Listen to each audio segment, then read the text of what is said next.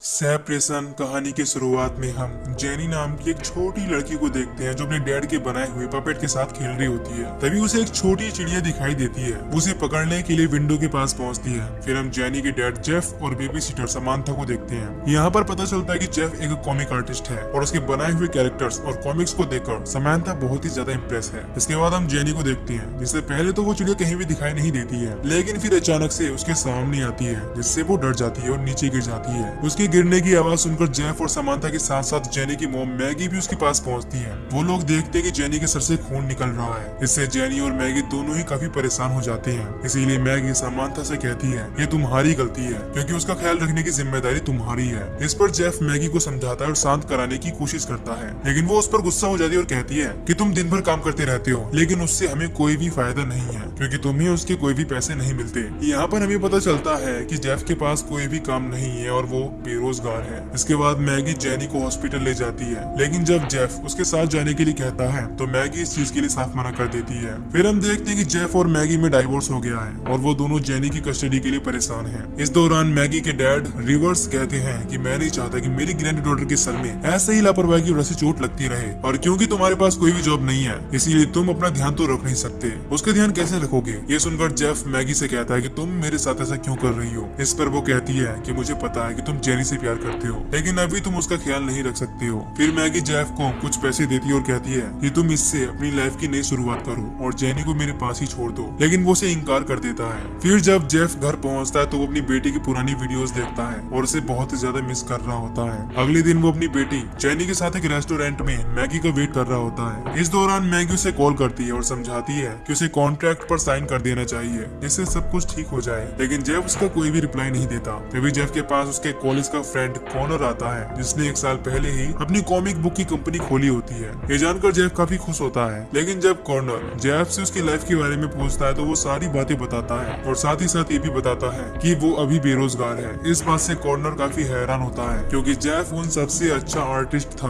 तभी जेफ के पास फिर से मैगी का कॉल आता है, जिससे जेफ को पता चलता है कि वो गलत रेस्टोरेंट में आ गया है, क्योंकि मैगी ने उसे जहाँ पर बुलाया था वो दूसरा रेस्टोरेंट था। तभी जेफ अपनी वाइफ मैगी को बताता है कि मुझे मेरे कॉलेज का फ्रेंड कॉर्नर मिला है और मैं उसके साथ मिलकर काम करने वाला हूँ। लेकिन जब कॉर्नर ये बात सुनता है तो वो उसे सिर्फ इंकिंग यानी कि कॉमिक बुक की पेंटिंग का काम देने के लिए कहता है। ये सुनकर जेफ काफी हैरान होता है, क्योंकि वो एक अच्छा कॉमिक आर्टिस्ट था। हालांकि ये सारी बातें मैगी फोन में सुन रही होती है, इसीलिए वो कहती है कि जॉब पाना इतना आसान नहीं होता, और क्योंकि मैगी का पूरा ध्यान फोन पर होता है इसीलिए नजर हटने से उसका एक्सीडेंट हो जाता है। इससे वो बहुत ही बुरी तरह से मारी जाती है। इस बात से जेफ और जेनी दोनों ही बहुत ज्यादा दुखी होते हैं। फिर जब जेफ फ्यूनरल में मौजूद लोगों को अपनी वाइफ के बारे में बता रहा होता है, तभी वहाँ पर रखी हुई कैंडल से जेफ की बनाई हुई एक तस्वीर में आग लग जाती है। इससे उसमें बना हुआ जेफ का चेहरा बहुत ही बुरी तरह से बिगड़ जाता है। इस दौरान समांथा आग को बुझा देती है। फिर मैगी के डैड रिवर्स जेफ से मिलते हैं और उसे बताते हैं कि मैगी को जिस गाड़ी ने टक्कर मारी उसका अभी तक पुलिस को कोई पता नहीं चला है, लेकिन उन्हें लगता है कि ये कोई एक्सीडेंट नहीं बल्कि एक मर्डर था।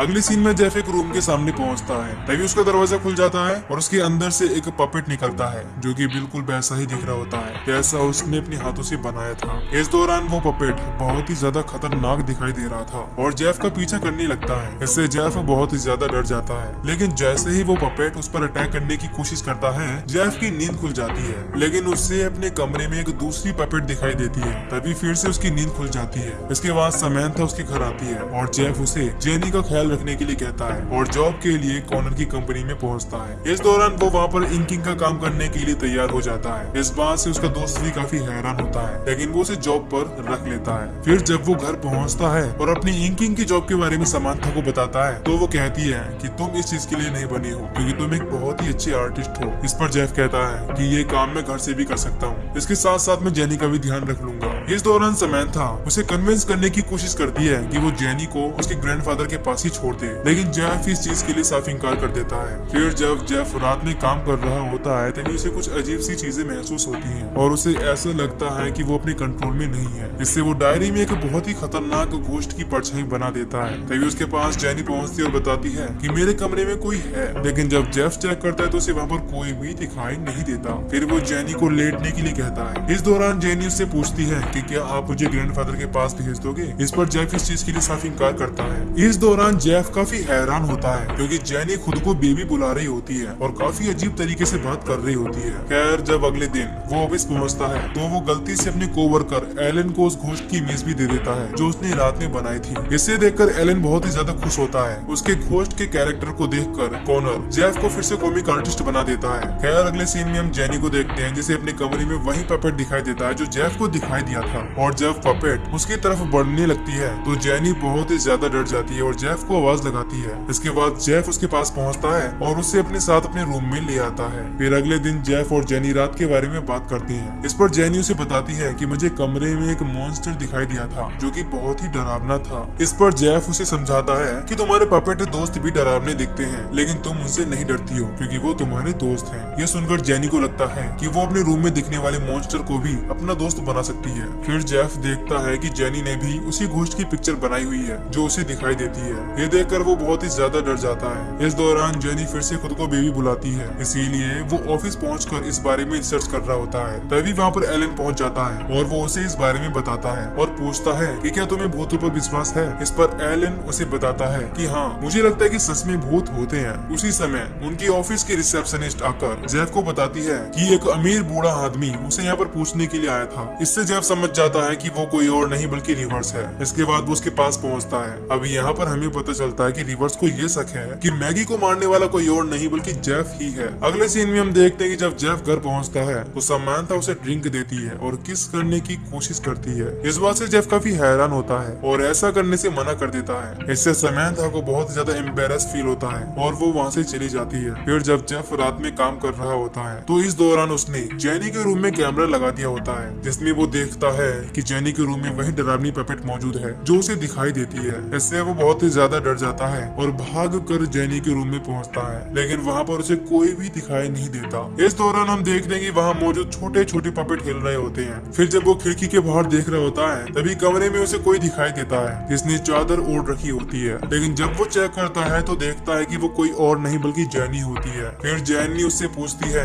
कि मॉम कहाँ है। इस पर वो कहता है कि वो हमेशा हमारे साथ है। फिर जब जेफ ऑफिस जा रहा होता है तो उसे मेट्रो में फिर से वही पपेट दिखाई देती है जो उस पर हमला करने की कोशिश करती है। इससे जेफ बहुत ही ज्यादा डर जाता है। इधर हम समांथा को देखते हैं जो जेनी को ढूंढते हुए एक रूम के सामने पहुंचती है और वहाँ पर उसे जेनी की आवाज सुनाई देती है, इसीलिए वो अंदर जाने की कोशिश करती है लेकिन दरवाजा बंद हो जाता है। इस बात से वो काफी घबरा जाती है, लेकिन फिर से दरवाजा खुल जाता है और जेनी रूम से बाहर चली आती है। उसी समय समांथा को वहाँ पर वो पपेट दिखाई देती है, इसलिए वो बहुत ही ज्यादा डर जाती है और जेफ के आने पर उसे सारी बातें बताती है, लेकिन फिर उसे लगता है कि यह सिर्फ उसका एक वहम था, इसीलिए वो उन चीजों को इग्नोर कर देती है। लेकिन जेफ इस बात से काफी परेशान हो जाता है, इसीलिए वो उस रूम का दरवाजा अच्छे से लॉक कर देता है, इससे जेनी उसे दोबारा ना खोल सके। फिर जब जेफ जेनी के पास पहुंचता है तो वो उसे बताती है कि आप मुझे मॉम को देने वाले थे और उसके बदले में उनसे पैसे लेने वाले थे। ये सुनकर वो बहुत ही ज्यादा घबरा जाता है क्योंकि मैगी के अलावा ये बात किसी को भी नहीं पता थी। अगले दिन जब समांथा आती है तो वो जेनी को ब्रेकफास्ट देती है। इसको खाते ही जेनी की सांसें बंद हो जाती हैं और वो पूरी तरह से तड़पने लगती है। ये देखकर जेफ बहुत ही ज्यादा डर जाता है और उसे इंजेक्शन देता है, इससे वो ठीक हो जाती है। लेकिन उसी समय झूमर का एक स्क्रू ढीला हो जाता है, इससे वो खुलकर समांथा के सर पर लग जाता है और वो वहीं पर बेहोश हो जाती है। यहाँ पर हम देखते हैं कि ऐसा करने वाली कोई और नहीं बल्कि वो पपेट ही होती है, और क्योंकि समांथा ने पुलिस को कॉल कर दिया था इसीलिए वो लोग आते हैं। इस दौरान पुलिस को लगता है कि जेनी को टॉर्चर किया जा रहा है, इसीलिए वो लोग उससे बात करने की कोशिश करते हैं। इससे उन्हें कंफर्म हो जाता है कि ऐसा कुछ भी नहीं है। इसके बाद हमें पता चलता है कि वो पपेट जो जेनी को दिखाई देती है वो कोई और नहीं बल्कि उसकी मॉम ही है। फिर वो पपेट समांथा के रूम में पहुंचती है और उसे मारने की कोशिश करती है। इससे समांथा बहुत ही ज्यादा डर जाती है और जेफ के पास पहुंचती है। इस दौरान वो उसे बताती है कि इस घर में कुछ है जो कि बहुत ही ज्यादा खतरनाक है। मुझे लगता है कि वो कोई और नहीं बल्कि मैगी ही है जो मुझे मारने की कोशिश कर रही है। ये सुनकर जेफ उसे घर जाने के लिए कहता है इससे वो रेस्ट कर सके।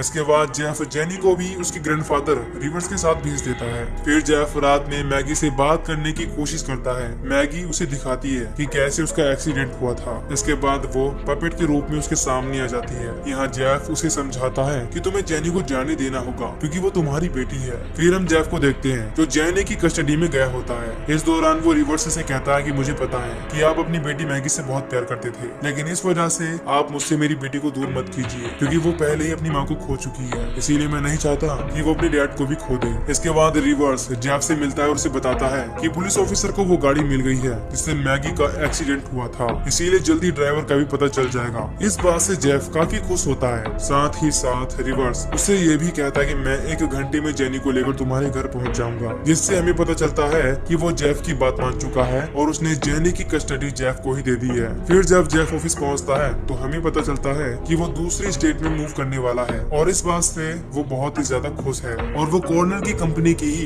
दूसरी ब्रांच में काम करेगा। उसी समय वहाँ पर उसकी कॉमिक बुक के बनाए हुए घोस्ट कैरेक्टर का पोस्टर लाया जाता है। उसे देखकर कॉर्नर उसे बताता है कि मैंने कॉमिक की एंडिंग थोड़ी चेंज कर दी है, जिसमें ये घोस्ट मरने की वजह और भी ज्यादा खतरनाक बनकर वापस लौटेगी। इस बात से जेफ बहुत ही ज्यादा डर जाता है और जेनी को बचाने के लिए घर की तरफ निकल पड़ता है। फिर रास्ते में वो रिवर्स को कॉल करता है और जेनी को घर से बाहर निकलने के लिए कहता है, क्योंकि वो घर सेफ नहीं होता। इस दौरान रिवर्स जेफ को किसी मेल के बारे में बताने की कोशिश कर रहा होता है, लेकिन तभी कोई उसे धक्का दे देता है और वो सीढ़ियों से नीचे गिर जाता है। फिर जब जेफ घर पहुंचता है तो देखता है कि रिवर्स बहुत ही ज्यादा घायल है, इसीलिए वो समैंथा को आवाज लगाता है, लेकिन रिवर्स उसे ऐसा करने से मना कर देता है और मेल दिखाता है। इसमें किलर की फोटो होती है। इसे देखकर वो बहुत ही ज्यादा हैरान होता है। तभी समैंथा भी वहाँ पर आ जाती है और जेफ उसे वो फोटो दिखाता है और हमें पता चलता है कि वो कोई और नहीं बल्कि समैंथा ही थी। इसने मैगी का मर्डर किया था, लेकिन समैंथा को इस बात का बिल्कुल भी दुख नहीं था। वो कहती है, मैं तुम्हारी मदद कर रही थी क्योंकि मैगी तुमसे सब कुछ छीन लेने वाली थी। फिर यहाँ पर हमें पता चलता है कि समैंथा ने जेनी को भी खाने में जहर दिया था, लेकिन मैगी ने उसे बचा लिया था। इसके बाद समैंथा कांच लेकर जेफ पर अटैक करने के लिए उसकी तरफ बढ़ती है, लेकिन वहाँ पर पपेट पहुँच जाती है जो उसी कांच को समैंथा के गले में घुसा देती है। इससे वो बुरी तरह से मारी जाती है। फिर वो पपेट